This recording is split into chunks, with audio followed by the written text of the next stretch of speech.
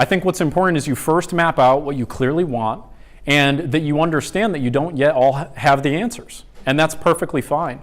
And if you start in one spot and fail, that's okay. You're now one step closer. There is a ancient philosophy called Stoicism, many of you guys may have heard about, and a lot of people, will use the adjective stoic to describe somebody as being almost sort of robotic, and that's kind of a misnomer. That's not exactly a description of what the philosophy stands for.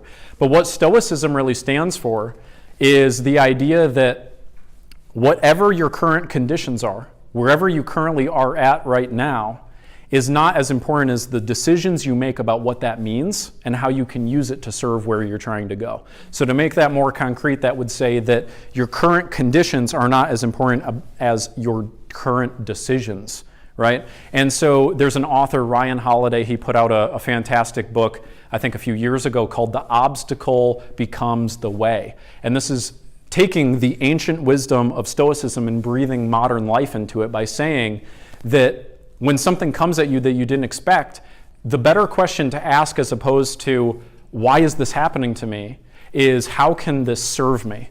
So one quick anecdote to share with you about this. So during D-Day, when the invasion was going to be made on the beach, a lot of people don't know, but when the invasion of the Allied forces happened on the beach, the Germans had caught wind of that previously.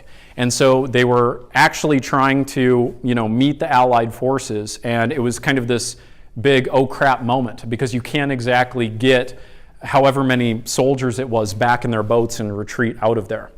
And what happened was the entire, war room was abuzz and was freaking out.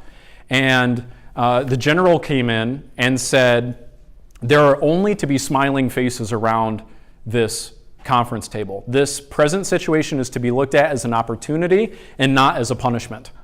And when he set that tone, all of a sudden there was a new quality of questions introduced, which was, how can we use this to serve us?